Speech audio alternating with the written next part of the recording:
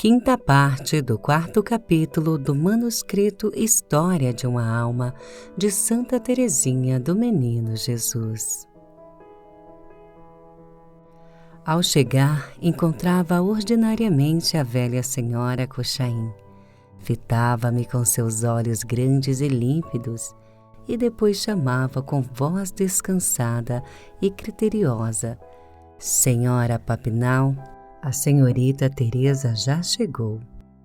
A filha respondia-lhe prontamente, com voz infantil: Aqui estou, mamãe. E logo começava a aula. Além da instrução que ali recebia, as aulas também tinham a vantagem de me fazerem conhecer o mundo. Quem o diria? Na sala mobiliada à moda antiga, rodeada de livros e cadernos, presenciava muitas vezes visitas de todos os gêneros, de sacerdotes, senhoras, senhoritas, etc. Na medida do possível, a conversa ficava por conta da senhora Cochain, a fim de que a filha pudesse dar-me aula, mas em tais dias não aprendia grande coisa. Com o nariz metido no livro, ouvia tudo o que se falava, até o que para mim seria melhor não escutar. A vaidade insinua-se tão facilmente no coração, dizia uma senhora que eu tinha cabelos bonitos. Na saída, uma outra, julgando não ser ouvida, indagava quem era essa menina tão bonita. E tais palavras, tanto mais lisonjeiras quanto não eram ditas diante de mim, deixava-me na alma uma impressão de gozo, que claramente me indicava como eu era cheia de amor próprio. Oh, quanta compaixão não sinto das almas que se perdem! É tão fácil desgarrar-se nas sendas floridas do mundo. Não há dúvida, para uma alma mais formada a doçura que ele oferece, bem mesclada de amargura, e o imenso vácuo dos desejos não poderia preencher-se com louvores momentâneos.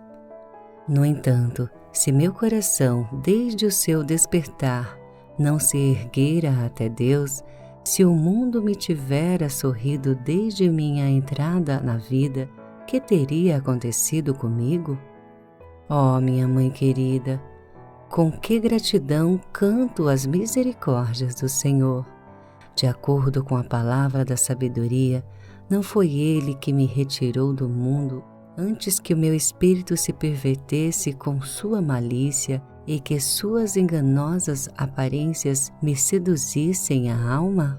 A Santíssima Virgem também velara sobre sua florzinha, não querendo que ela se manchasse ao contato com as coisas da terra, retirou-a para o alto de sua montanha, antes que desabrochasse. Enquanto aguardava o ditoso momento, Teresinha crescia no amor à sua Mãe do Céu. Para lhe dar prova desse amor, praticou uma ação que muito lhe custou e que, a despeito de sua extensão, vou narrar em poucas palavras. Quase logo depois de minha admissão na abadia, fui recebida na Associação dos Santos Anjos.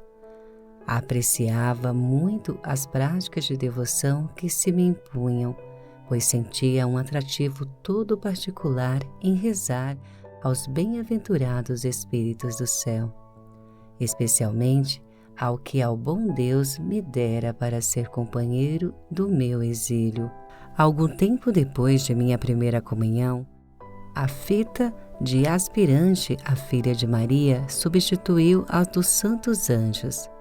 Antes, porém, de ser admitida na Associação da Santíssima Virgem, deixei a abadia por ter saído antes de concluir os estudos. Não me era facultada a admissão como antiga aluna. Considerando, contudo, que todas as minhas irmãs tinham sido filhas de Maria, tive receio de ser menos do que elas, filha de minha Mãe do Céu. E fui com toda a humildade, apesar do muito que me custava, pedir a licença de ser recebida na Associação da Santíssima Virgem na abadia. A primeira mestra não quis recusar-me, mas pôs condições que 2 vezes por semana me recolhesse uma tarde na abadia para mostrar se era digna de ser admitida. Bem, ao invés de causar prazer, a concessão foi-me custosa ao extremo. Não tinha, como outras antigas alunas, uma professora amiga com a qual pudesse passar algumas horas. Contentava-me, por conseguinte, em cumprimentar a professora e depois trabalhava em silêncio até o fim da aula de trabalhos. Ninguém me dava atenção e por isso subia à tribuna do coro da capela, ficando diante do Santíssimo Sacramento até o momento em que papai ia buscar-me. Esta era a minha exclusiva consolação. Não era Jesus meu único amigo? Não conseguia falar senão com ele. Fadigava-me a alma conversar com as criaturas, ainda que se tratasse de conversa piedosas. Sentia que era maior vantagem falar com Deus do que falar de Deus, pois em conversas espirituais se intromete muito amor próprio. Bem era única e exclusivamente pela Santíssima Virgem que me apresentava na abadia. Por vezes sentia-me sozinha, muito sozinha, como nos dias de minha vida de semi-interna, quando triste e doente no grande pátio, repetia as palavras que sempre me fizeram renascer paz e alento no coração. A vida é uma embarcação, não é uma morada. Quando ainda pequenina, estas palavras me restituíam a coragem.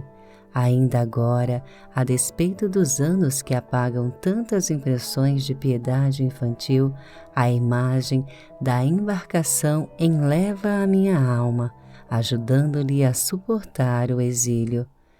Não nos diz também a sabedoria que a vida é como uma nau que suca as ondas agitadas e de cuja rápida passagem não fica nenhum vestígio? Quando penso tais coisas, minha alma submerge no infinito. Afigura-se-me que já abordo a praia da eternidade. Afigura-se-me receber os amplexos de Jesus. Creio avistar minha Mãe do céu, que me vem ao encontro na companhia do papai, da mamãe dos 4 anjinhos. Creio, afinal, gozar para sempre da verdadeira vida eterna em família. Antes de ver a família congregada no lar paterno dos céus, devia ainda passar por muitas separações. No ano de minha admissão como filha de Santíssima Virgem, ela arrebatou minha querida Maria, único esteio de minha alma. Era Maria quem me guiava, consolava, ajudava a praticar as virtudes. Era meu único oráculo. Sem dúvida, Paulina já ficara muito antes dentro do meu coração, mas estava longe, bem longe de mim. Sofrera um martírio para me habituar a viver sem ela, por ver entre nós muros intransponíveis, mas afinal das contas, acabei aceitando a triste realidade. Paulina estava perdida para mim, quase mesmo como se tivesse morrido.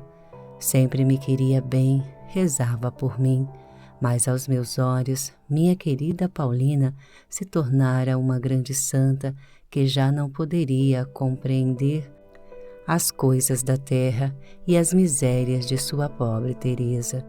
Se a conhecesse, tê-la-inha espantado e impedido de amar-me tanto. Por outro lado, ainda se quisera confidenciar-lhe meus pensamentos, como fazia nos buissonetes, não teria possibilidade, porque os atendimentos no locatório eram somente para Maria, Celina e eu tínhamos permissões de chegar lá só no final, justamente o tempo necessário para nos deixar com o coração apertado. Assim não tinha as realidades senão Maria, que me era por assim dizer, indispensável. Só ela contava meus escrúpulos e era tão obediente que meu confessor nunca chegou a saber de minha desagradável doença. A ele dizia exatamente o número de pecados que Maria me autorizava a confessar, nenhuma mais. Por isso, poderia ser tida como a alma menos escrupulosa da terra, embora o fosse até os últimos graus. Maria sabia, por conseguinte, tudo o que se passava em minha alma, sabia também dos meus desejos a respeito do Carmelo, e eu amava tanto que não podia viver sem ela. Titia convidava-nos todos os anos a irmos uma vez à sua casa em Trouville. Gostava muito de ir lá, mas em companhia de Maria. Não tendo comigo, ficava muito aborrecida. Uma vez, entretanto, sentia-me satisfeita em Trouville. Foi o ano da viagem de papai a Constantinopla, para nos distrair um pouco, pois estávamos desgostosos por saber papai a tão grande distância. Maria mandou-nos a Celina e a mim passar 15 dias à beira-mar.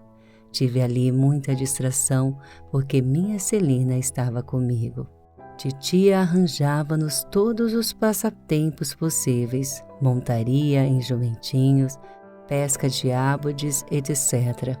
Era ainda muito criança, apesar dos meus 12 anos e meio. Lembro de muita satisfação quando punha as lindas fitas azul celeste que Titinha me dera para os cabelos. Lembro-me também de ter confessado em Trouville até essa alegria infantil. Representava-me que fosse um pecado.